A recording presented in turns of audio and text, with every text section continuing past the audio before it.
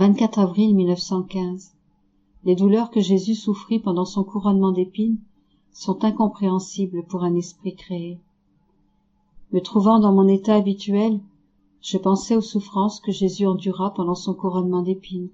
Se laissant voir, Jésus me dit : « Ma fille, les douleurs que j'ai souffertes pendant mon couronnement d'épines sont incompréhensibles pour un esprit créé. Beaucoup plus douloureusement que par les épines sur ma tête, mon esprit fut transpercé par toutes les mauvaises pensées des créatures. Aucune ne m'échappait.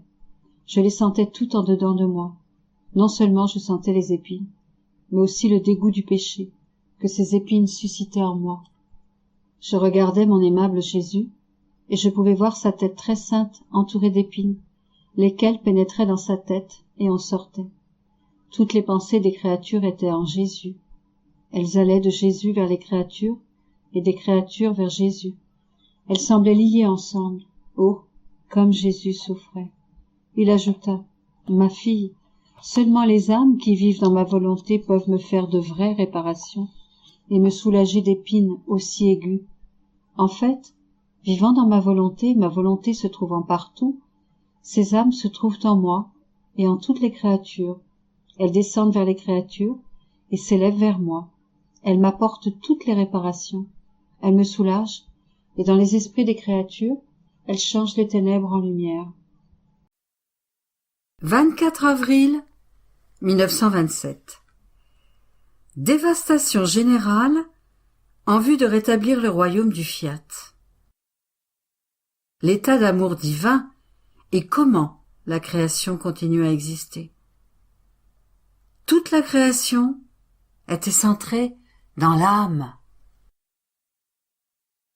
La privation de mon doux Jésus me rendait amère, et je soupirais après son retour, lorsqu'il se manifesta en moi, mais tellement triste qu'il en faisait pitié, et je lui dis : « Dis-moi, pourquoi es-tu si triste ?» Il répondit : « Ah, ma fille, de graves choses doivent arriver pour que soit rétabli l'ordre d'un royaume ou d'une maison. Une dévastation générale va avoir lieu et bien des choses vont périr. Certains vont y gagner, d'autres vont y perdre. Ce sera le chaos, la tension sera extrême, et il faudra beaucoup souffrir avant que les choses soient rétablies et renouvelées, pour donner une forme nouvelle au royaume ou à la maison. La souffrance est plus grande et le travail plus important quand il faut démolir avant de construire. Ce sera la même chose pour la reconstruction du royaume de ma volonté. Combien de rénovations sont nécessaires? Il va falloir tout bouleverser, tout abattre et détruire des êtres humains. Il sera nécessaire de remuer la terre, le ciel, la mer, l'air, le vent, l'eau et le feu, afin de mettre tout en œuvre pour renouveler la face de la terre et amener l'ordre nouveau du royaume de ma divine volonté parmi les créatures. Il se passera par conséquent bien des choses graves, et moi, en voyant cela, en constatant le chaos, je me sens triste. Mais, en regardant au-delà, en voyant l'ordre et le nouveau royaume établi, cette profonde tristesse se transforme en une joie si grande que tu ne pourrais la comprendre. C'est la raison pour laquelle tu me vois tantôt triste et tantôt dans la joie de ma patrie céleste. J'étais très triste à cause de cette dévastation dont Jésus m'avait parlé. Ces choses graves étaient terrifiantes, des émeutes, des révolutions et des guerres. Oh, que mon pauvre cœur gémissait! Et Jésus, pour me consoler, me prit dans ses bras, me serra très fort contre son très saint cœur, et me dit : « Ma fille, pour nous consoler, regardons plus loin. Je veux que les choses reviennent en l'état où elles étaient au commencement de la création. qui n'était rien d'autre qu'une effusion d'amour. Et cet état existe encore, car ce que nous faisons est fait pour toujours et n'est jamais interrompu. Répéter un acte ne nous cause aucune fatigue, et ce que nous faisons une fois, nous aimons le faire toujours. Telle est l'œuvre de Dieu. Un acte qui dure pour les siècles des siècles, et même pour toute l'éternité. Ainsi, notre épanchement d'amour et notre souffle émanent continuellement de notre sein divin, et s'écoulent pour souffler sur les générations de créatures. Notre effusion d'amour, qui souffle sur toute la création, recouvre le ciel et la terre, le soleil et la mer, le vent et l'eau, et court vers les créatures. S'il n'en était pas ainsi, le ciel rétrécirait, les étoiles s'éparpilleraient, le soleil s'appauvrirait, l'eau manquerait, et la terre ne produirait plus de plantes ni de fruits, car il lui manquerait la vie de notre amour qui souffle sur toute chose. Ils se retireraient de notre source d'où ils sont sortis. Si notre souffle venait à manquer, la génération des créatures finirait. Car les créatures ne sont rien d'autre que les étincelles qui sortent de notre souffle pour féconder la suite des générations. Or, les créatures prennent des choses créées ce qui est matériel, en laissant la vie d'amour qui souffle sur toute chose. Et cette vie d'amour demeure suspendue au-dessus de toute chose, sans pouvoir se donner. C'est comme se promener dans un champ de fleurs ou un jardin plein d'arbres chargés de fruits précieux, en regardant les fleurs sans les cueillir. Vous ne recevrez pas le plaisir et la vie du parfum des fleurs. Et si vous ne cueillez pas les fruits, vous ne goûterez ni ne recevrez leur vie. Il en est ainsi dans la création. L'homme la regarde, mais il ne reçoit pas la vie d'amour que Dieu a placée en toutes les choses créées. La raison en est que l'homme n'utilise pas sa volonté et n'ouvre pas son cœur pour recevoir cette effusion d'amour de son Créateur. Malgré tout, notre effusion d'amour ne cesse pas, et notre souffle régénérateur est toujours à l'œuvre. Nous attendons le royaume de notre divin fiat pour que notre amour descende parmi les créatures, et en recevant de nous cette vie divine, elles formeront leur épanchement d'amour pour celui qui la leur a donné. C'est pourquoi, ma fille, toute la création est centrée sur toi. Je te regarde du haut du ciel étoilé, et je t'envoie cette effusion d'amour. Je te regarde du soleil, et je souffle sur toi, pour t'envoyer ma vie divine. Je te regarde de la mer, et de ses vagues écumantes, je t'envoie mon amour qui, parce qu'il est réprimé, tombe sur toi en vagues impétueuses. Je te regarde du vent, et je déverse sur toi mon amour puissant, purifiant et brûlant. Je te regarde des montagnes, et je t'envoie l'effusion de mon amour ferme et immuable. Il n'est pas une seule chose créée, d'où je ne te regarde, pour répandre sur toi mon amour, car ma volonté étant en toi, tu attires mes regards de partout, et ma volonté augmente ta capacité à recevoir continuellement cet épanchement d'amour. Là où règne ma divine volonté, je peux tout donner, tout centraliser. Et une compétition s'établit entre le Créateur et la créature. Je donne et la créature reçoit. Je donne à qui me donne de façon surprenante. C'est pourquoi je te veux toujours dans ma volonté, afin de pouvoir toujours entrer en compétition avec toi. 24 avril 1931.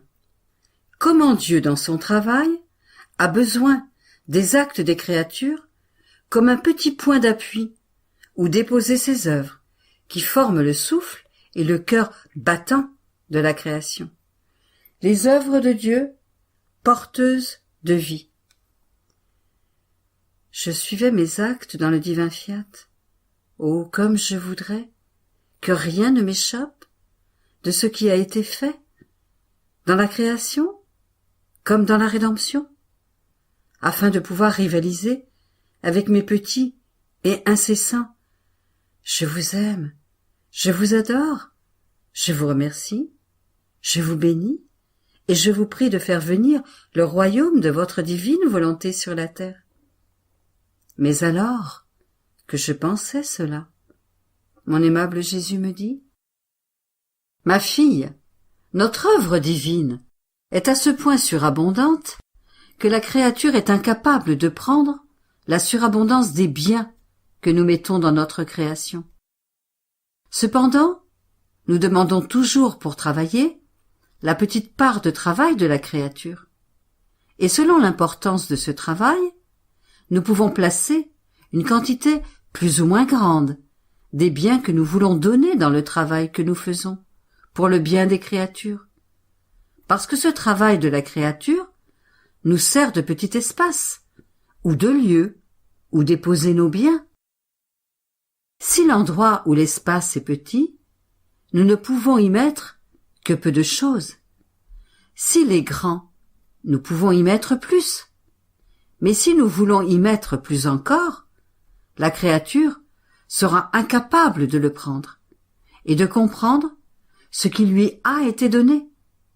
Tu vois par conséquent combien est nécessaire le petit travail de la créature pour que notre travail puisse prendre vie parmi les générations humaines.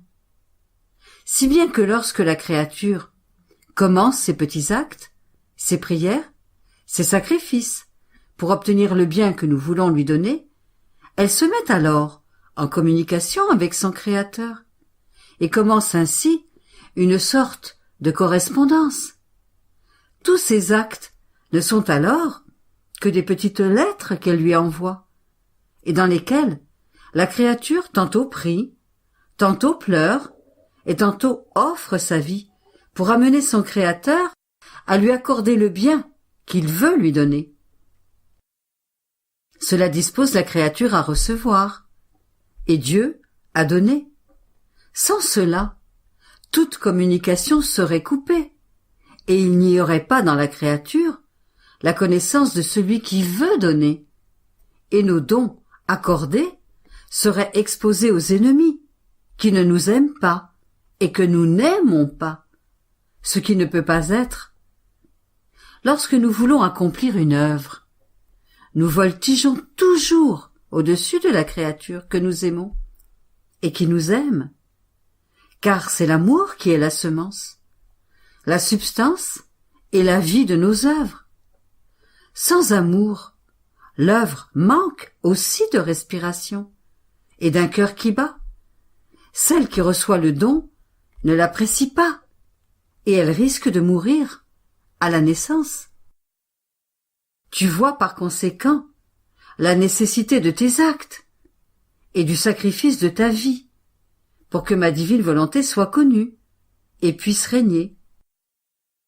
Il n'existe pas d'œuvre plus grande, et c'est pourquoi je veux tes actes répétés, tes prières incessantes et le sacrifice continu d'une vie d'enterrée vivante. Ce n'est rien d'autre que ce grand espace où je peux déposer un tel bien. Ton petit acte est une lettre que tu nous envoies, et où nous lisons : Ah oui, il y a une créature qui veut notre volonté sur la terre, et veut nous donner sa propre vie pour la faire régner. Après quoi, nous disposons les choses, les grâces et les événements qui rempliront ton petit espace. Et nous attendons qu'ils s'agrandissent pour y déposer le grand don du royaume de notre volonté. C'est ce qui s'est passé dans la rédemption. J'ai attendu longtemps avant de descendre du ciel sur la terre, afin de donner suffisamment de temps au peuple élu pour préparer avec leurs actes, leurs prières et leurs sacrifices le petit espace où j'ai pu déposer les fruits de la rédemption, si abondants que les créatures n'ont pas encore tout pris. Et s'ils avaient fait plus, j'aurais donné plus.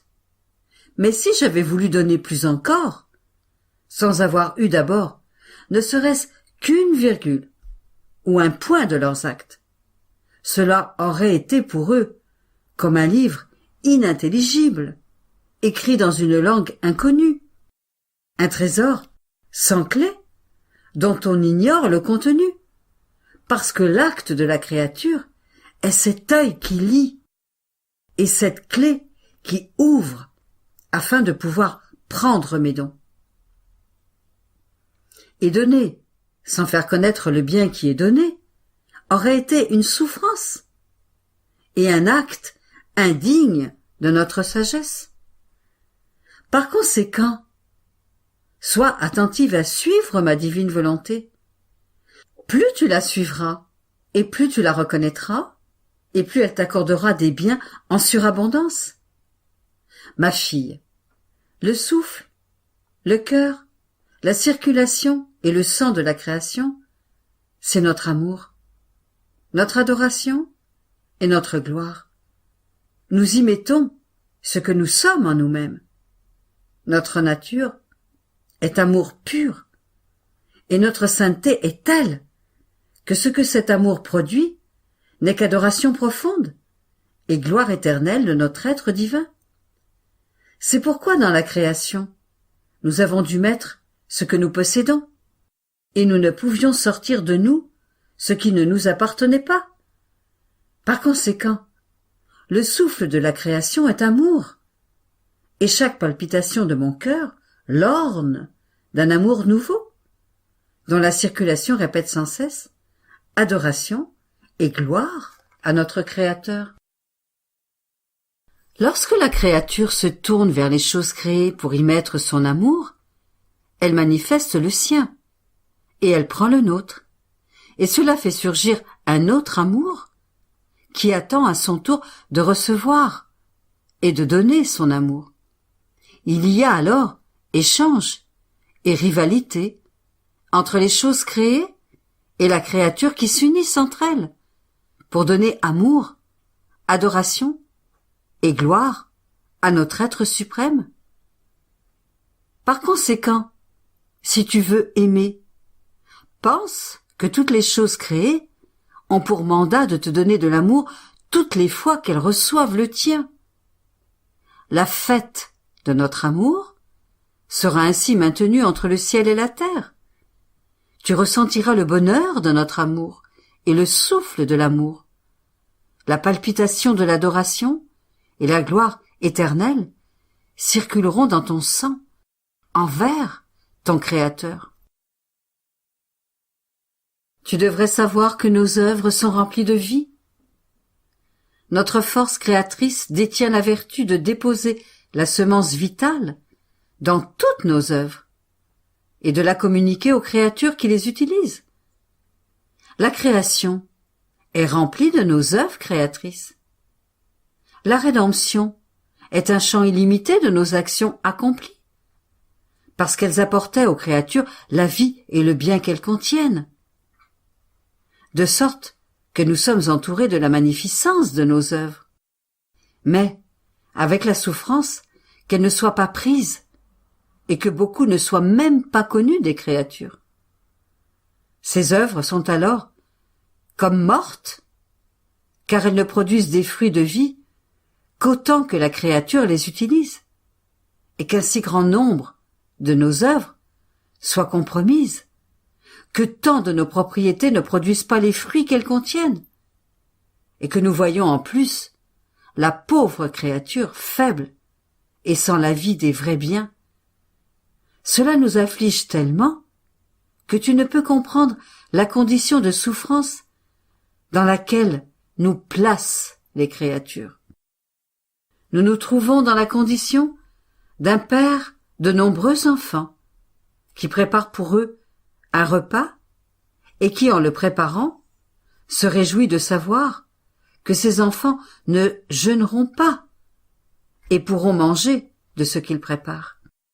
Il met la table, prépare une variété de plats, puis il appelle ses enfants pour goûter au merveilleux mets qu'il a préparé. Mais les enfants n'écoutent pas la voix du Père, et le repas reste là, sans que personne y touche.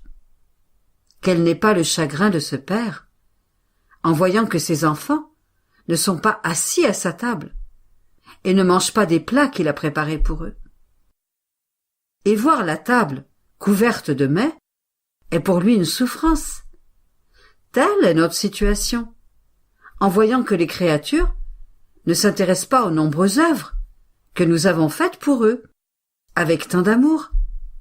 C'est pourquoi, plus tu prendras de ce qui est à nous, plus tu recevras de vie divine, et plus tu nous rendras heureux.